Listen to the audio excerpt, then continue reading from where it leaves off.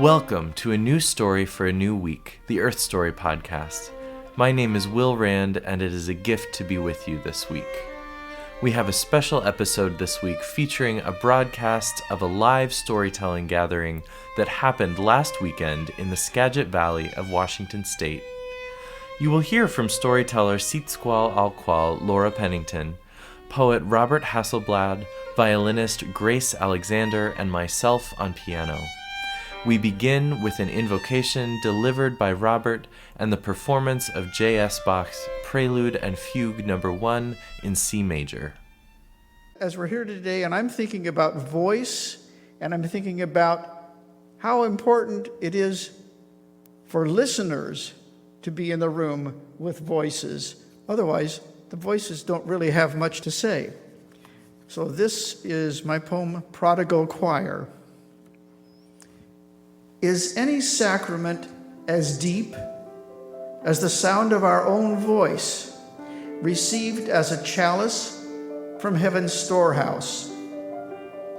Silence, always the wound, hardest to staunch, longest to heal. The only medicine? Sound. First one voice, then a second, finally a chorus. Is any choice as deep as the work of lifting every voice out of the well of human longing, bucket after bucket, to fill the dry bed of a forgotten river? In this water course, we all turn fish, ride the same current. In this shared journey, we leave behind our former selves, become a prodigal choir, pull ourselves forward through the river's heartbeat towards wisdom.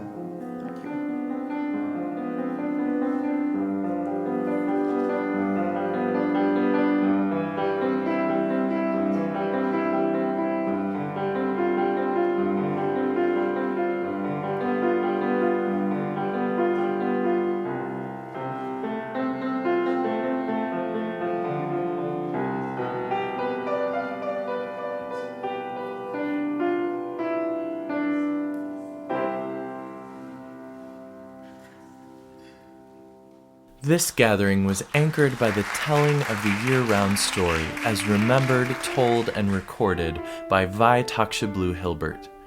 Taqʷšəblu is known for recovering and teaching the ʷalʔalq language to a new generation.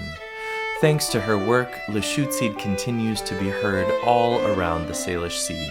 Upper Skagit elder, teacher, and storyteller ʷalʔalq is the great-niece of ʷalʔalq Hilbert.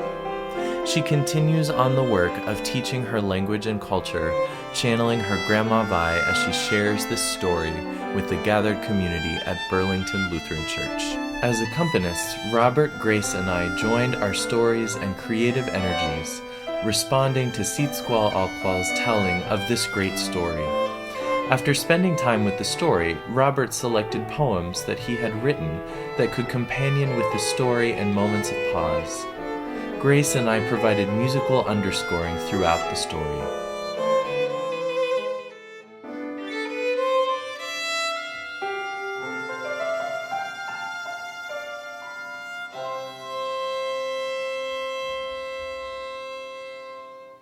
Hear now the year-round story. ʷalʔalq. I'm Lora Pennington from Upper Skagit. I'm an elder. And I'm very lucky in that my great aunt, my Grandma Vi, taught me some of our traditional tales that I get to share with you today. This one is called the All Year Round story. Some say it was told by Harry Moses, others by Emma Conrad, others by Andrew Span-Joe. But what I love about the All Year Round story, it's for all of us. I learned this week that sometimes in telling our stories, I need to bring you to our time, So our stories start al tuudi tuhak, a long time ago. This story is not from the oldest times, the beginning. This is from later. It is still a time when the animals thought they were people. Bears thought they were people. Deer thought they were people. Even those silly human beings, they thought they were people.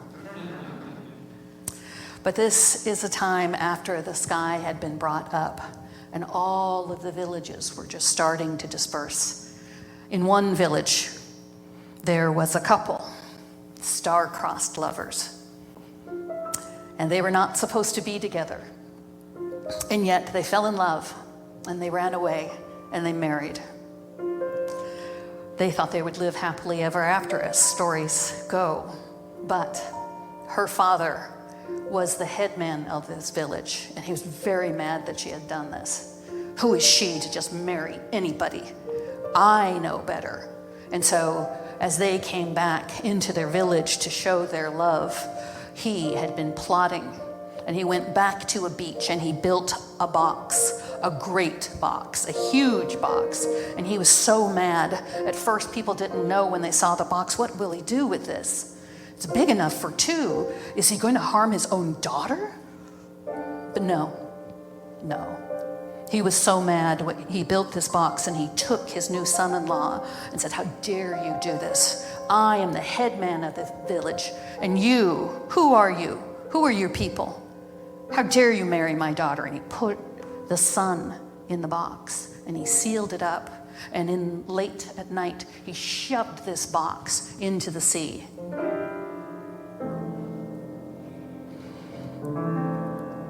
A whole moon goes by.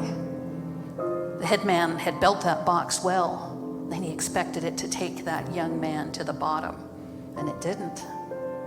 It floated. It floated, and it took this man on a journey. A moon later, we're on a beach, and is covered in these beautiful white pebbles. And we see this old woman and her 3 servants, and they're walking down this beach. What is this that we've come on? What is this? It's this huge box. What's in it? Is it? And they push it and they move it. Go. The old woman tells her cook, go get a mallet from your kitchen and let's open this box. And she gets her mallet and they open this box, and in it is this young man. And he is completely unconscious. And they look at him and go, who is this? What is wrong? And then they pick him up and they take him home. Then they nurse him back to health. He was this close to not being with us anymore. And he comes to and he says, my wife, where's my wife? And they said, we just found you in a box. And he tells the story of the headman, and the old woman says, oh, Achita, that wasn't good. Well, you're here now, and we'll get you back in shape, and so you can go find your wife. And so he stays with these women, and he learns their ways. He learns how to carry himself. He learns how to speak. No longer is he this poor man who doesn't know how to interact. He doesn't know how to tell himself, how to show himself. They teach him, and he learns. He learns from the old woman. He learns from her cook. He learns from each one of these women. And he says, I know now. I know. I'm ready to go get my wife. And the ladies say, are you sure? He says, yes, I'm ready. Okay, and so they said, okay, we don't know quite where you came from, but here, we'll equip you for your journey. And perhaps if you head in the direction of the setting sun, it'll take you back to your village. And so he pushes off, and all the way home, he's singing to himself on all of this wisdom that he has gained from these women. He knows what to do now. He finds his village, and he comes in the morning, and he goes to his home. And when he knocks on the door, his parents, they open the door, and they're old. They're very old. So much time has gone when he was there on the beach with these women at the white pebbles. It's been decades. And he says, Mother, Father, do you see it's me? And they said, is that you, son? Yes, I've returned. Look at me. I know things. I am ready to claim my bride. Look at me. Because he's shown now. Those women had taught him everything. Before he had left that white village, though, the old woman had told him one thing: be careful, be careful, be careful. I will give you 4 acorns, and when you get back to your people, those 4 acorns are very important, and you will only know the time to show them when you get the sign. And he put those 4 acorns in his pocket, and he forgot them. But now that he's back in his village and he knows everything, he looks at people and he says, the things that I can do now make me so important that I can earn any woman here in this village, but I want my wife. And he reaches in and he goes, oh, the acorns. There's no signs, there's no signals. He knows. He takes the first acorn, must be time. And he rolls that acorn down. And as soon as it gets to the end, a beautiful woman shows. Remember, he was on the beach with these 4 old women? Who is this beautiful young woman? And he turns to the headman and says, see, I come with beautiful women now.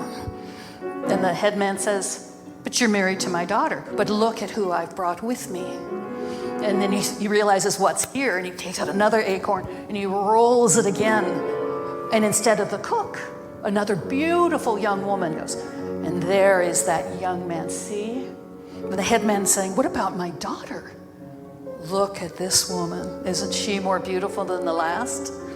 And so then he takes the next acorn out, and he knows what's going to happen this time. He rolls the next one, and instead of the other servant, it is more astonishingly beautiful than the other 2.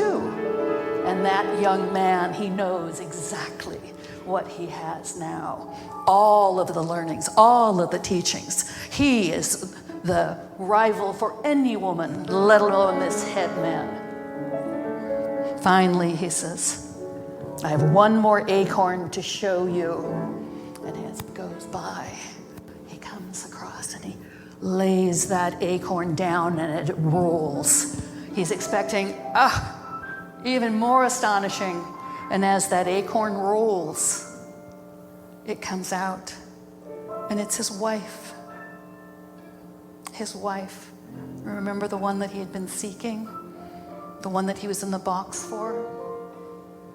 His true love? Perhaps he hadn't learned everything. She turns to him and says, my one true love, when you were put in that box, I was broken. I waited for you. I longed for you. And when you came back, I saw you, and I saw how you glowed. And I thought, my love has come into himself. I'm glad you have these women with you, but I'm your wife. Now, I will not be here until you find me for real this time. And she disappears. There he is, and he's shining like he learned on that white beach. And that's where we leave him until the next time.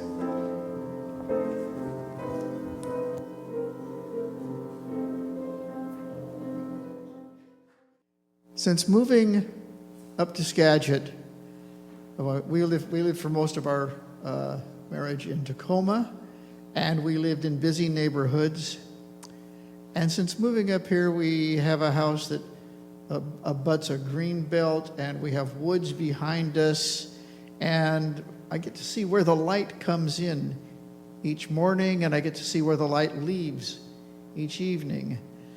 And I get to find places to listen to that other voice inside myself. This is called First Hour.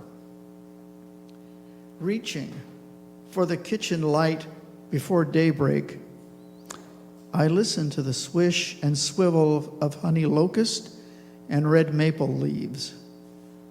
Watch the eastern sky's fraught glimmer as it breathes into the duty of lighting this world. As rain falls, I savor this first hour, its subtle call of companionship. I invite it inside to tell whatever secrets it carries, to point me towards the questions I've been dancing past for too long, to hold me still, dismantle my facade of incautious detachment. Now our young man is truly alone.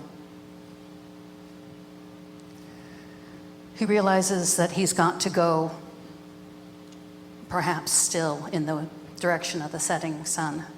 As he's walking along the beach, he sees these 4 young boys, and they've got these hoops, and they're rolling them along the sand. And one of them would try and throw his harpoon, his spear, through the rolling hoop. And he says, "What are you doing?" And they said, "We're practicing our skills so that we can provide for our family." "Well, I'm looking for my wife." And they said, "We haven't seen any women, but perhaps if you go tell the old man on the mountain, perhaps, because he can see everything." And he asked the young men, "Where is the old man on the mountain?" They said, "Well, if you look there, you see where the clouds start. Just keep walking into the clouds." So the young man begins to walk. He goes, and day after day, he gets closer to all that fog and all that smoke. And he's meeting people at these villages where all of that smoke is. And they said, "We're starving, we're hungry. All of these clouds, they prevent all of our food from growing. We don't know what to do." He says, "I don't know what to do, but when I get up to the top of the mountain, I'll ask him." And so he climbs and he climbs and he climbs. He gets to the very top of that mountain. And there's an old man with a large pipe. And he is just sitting there smoking. He loves to smoke.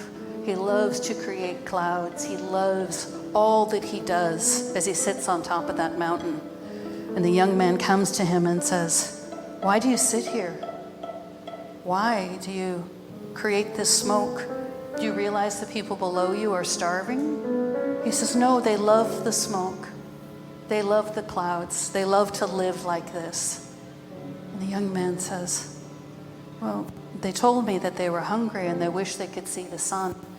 And the old man says, "No, they don't understand themselves. I do. I know what they need." And he smokes some more and creates some more. And so the young man stays with him and says, I don't know. I'm just trying to find my wife. And the young boys on the beach who were rolling their hoops said that you might be able to see." And the old man puts his pipe down and says, I can see everything. I can see everywhere.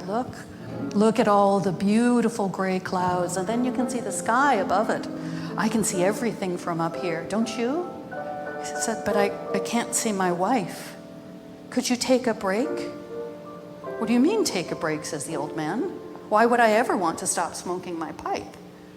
"Well, then maybe I can see, and maybe they can grow crops." The old man says, "Oh, well, that might be an interesting thing." So he begins to take breaks in his smoking so that there are times of sun and there are times of cloud. The young man on one of those breaks says, "Oh, I see more people. Maybe I'll go visit them." And so he leaves that hill and he leaves the old man who's now taking breaks in his smoking. And he goes down the hill and he goes up the next hill. And what does he come to? 4 more boys, except for one of them has passed. And he's laying there Then the other three are saying, why don't you take his shirt? Well, I can't take his shirt. Well, you're the one that killed him. I didn't kill him. You killed him. He says, wait, says the young man. What's going on here? And the tallest one says, well, we're brothers and our brother has died and we're going to take his shirt off your dead brother. And he says, yeah, it's a very important shirt. So he says, well, why don't you just take it? And they said, well, I'm the one that should take it off. No, says the younger one, I'm the one that should take it. No, I'm the oldest here. I'm the one that gets to take the shirt. And so he says, well, and the husband says, well, I have an idea. I saw these boys that were rolling a hoop. Maybe if I take and I make a ball and I roll it down the hill, the first one of you that catch it can keep the shirt. Okay? And so he takes and he makes a ball and he rolls it downhill. And at first, the first time he rolled it, the brothers just sat there and fight. Well, I'm the first one that gets to chase it. No, I'm going to chase it first. You don't get to chase it first. You always get to chase things first.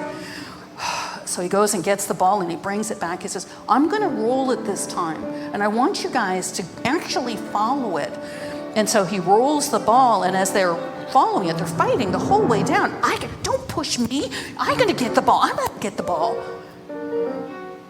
On the third time, he says, okay, do you guys want to, maybe one of you take a head start? But this time, he can't even roll the ball before they're fighting. And they get down to the bottom of the hill, and they're just in a mess down there. They're actually hitting each other. They're fighting so bad. And so the husband stands there and he says, well, maybe, and he gently tells the dead brother on the ground, may I take your shirt off? Because they're going to fight until something happens. And he realizes, okay. And so he very carefully takes the shirt off of the dead brother and he arranges him and he gives him some grace. And he puts the shirt over here. And so, come on, brothers. You need to help bury your brother. You need to give him some final resting place. And they do that. And he was hoping that this would calm them finally. And instead, after they bury their brother, they said, well, I'm the one that gets to say words over him. No, I'm going to. And they leave while they're still fighting over this poor dead brother. And then here is the husband, and he has the shirt. Remember, at the beginning of our story, he was a poor man. And then he went off and he learned how to be high class. But he doesn't know how to get his wife back. And so he looks at the shirt and he says, well, and he takes the shirt himself. And he puts it on. And he turns invisible. And that's where we leave him again. Now he's invisible. Another place that we enjoy in Skagit is Padilla Bay and walking that dike road. We can walk that so many times a year and see different things. And I don't know if you are hearing this as I'm hearing it today, but there's an intermingling of different currents here that caused me to bring this poem. It's called At the Estuary. Here, where salt water merges with fresh,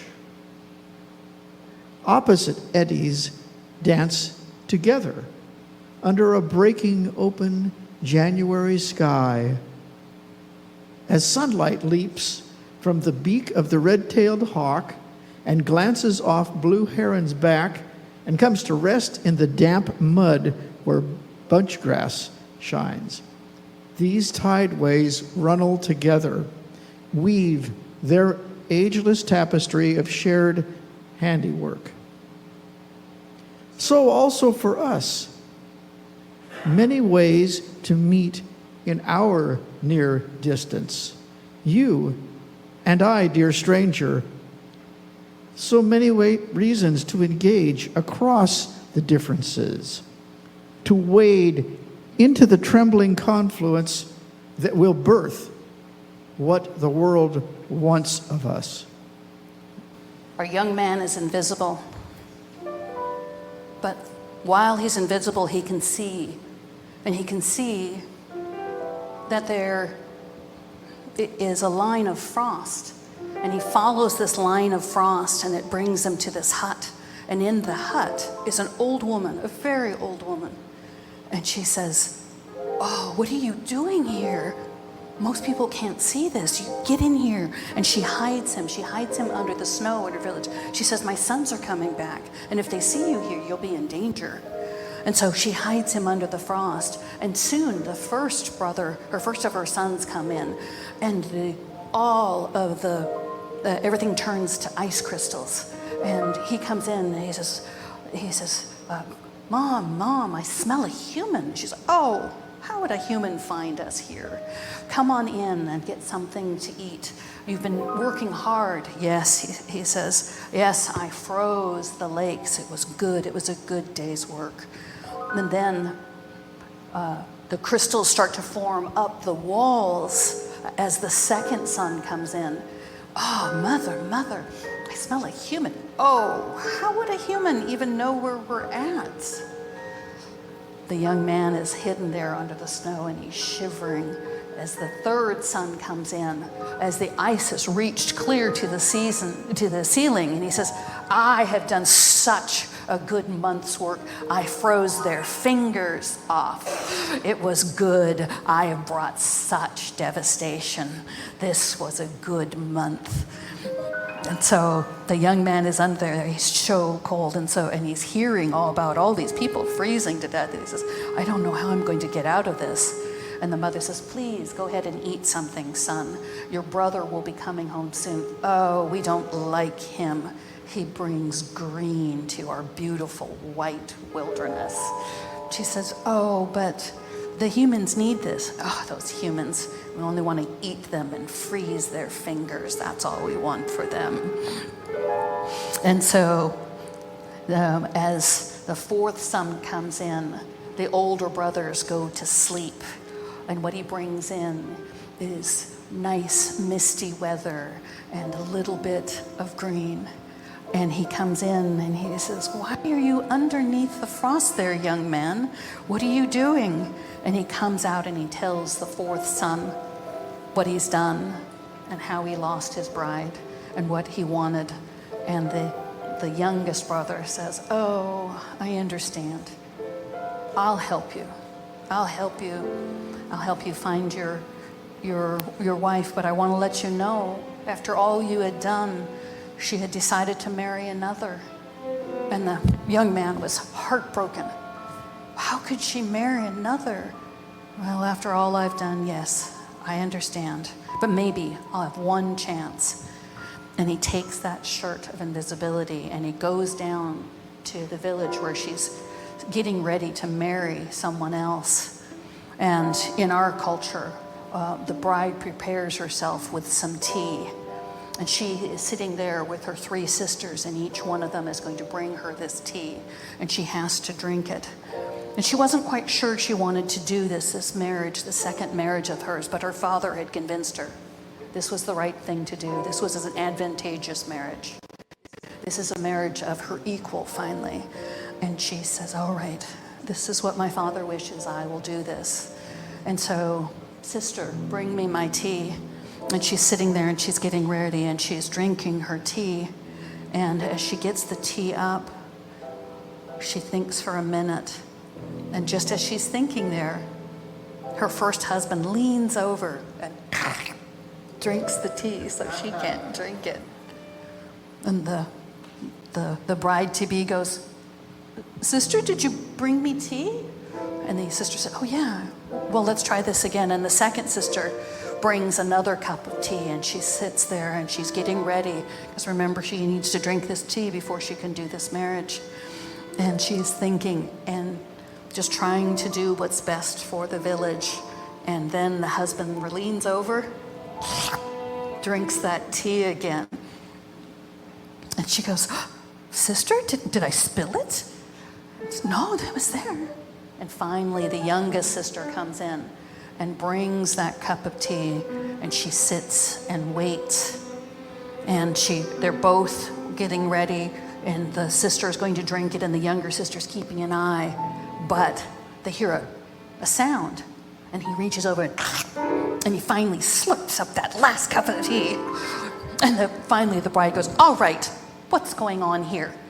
And he takes off that shirt, and he stands there before her, and he realizes that he's ready. He's ready to be the husband.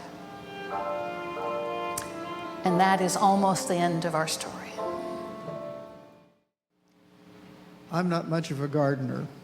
I like plants. I like to have a healthy yard, but I found out that nature is a lot better at planting than I am. Nature can put a seed in a place you think, what? That's a wasted seed. Or, well, good luck. But amazing things can happen when a seed starts. And I read this poem hoping that some seeds have started here today. Tree turned by wind. One seed in a minuscule long ago gamble spidered one raw root into what dirt there was between these hard-faced sea rocks and laid down its first grasp. Decades later, 5 splayed branches I count, riding winter's gales, embracing the wrestling match that must come between anything born of infinite resolve and fortune's impenetrable whim. Against odds, this hanger-on endures with raw-boned composure, flaps its winged limbs and rides the blustering scrum of errant winds, even as it anchors itself again to its first holdfast, like an old lover to their original vow. Lets go of nothing it has chosen for its own. I grew up in Seattle. I didn't grow up with my culture. I would come to visit it. But when I got to hear these stories in my 20s, when I got to read them, they came to me as if I was coming home or they were coming home to me. But the one thing that I saw in it is that what was on the page and what hit me wasn't necessarily what hit for others outside of our culture. As I got to meet my great Aunt Vi, I saw how powerful women are in our culture. And I saw how much of everything hinges on when we get together and make this work. And so even as I heard this all year round story, I knew that in our culture, women have the power of choice. And that this was a hero's tale, but not in the way that it looks on the page. The young man started off less than, but his bride chose him. She chose him. She was the one that looked at him and saw all that he was, whether he was high class or whether he knew how to carry himself. She saw who he was and chose him. And that no matter what he did, she knew what he could be and how he could be. And that's who she wanted as her mate, no matter what her father said. And as he walked through his coming of age through this year of this story, she is the one constant, her choice. And that is the end of the story. And you may say, Habu. Thanks to Burlington Lutheran Church and Pastor Sheris Weathers for hosting this gathering. Also thanks to Paths to Understanding for their partnership in bringing this gathering together. You can find out more about their work at pathstounderstanding.org. In weeks to come, you will hear more from Grace Alexander, both as a performer and a storyteller. More of this gathering will be shared at that time, including our performance of Ona Gracia, or Fireweed, which is part of her upcoming album project, Resilience Sounds. You can see a video recording of this gathering in the Skagit Valley on our website at midpennearthstory.org. You can also find us on Facebook and Instagram. Earth Story strives to host community gatherings where storytelling and the creative spirit can take flight. Thank you for joining us from wherever you are. Your listening presence allows these stories to live on in ways that will never fully be known. This has been a new story for a new week, the Earth Story podcast. May you have courage in the week to come and know that this earth depends upon your unfolding story.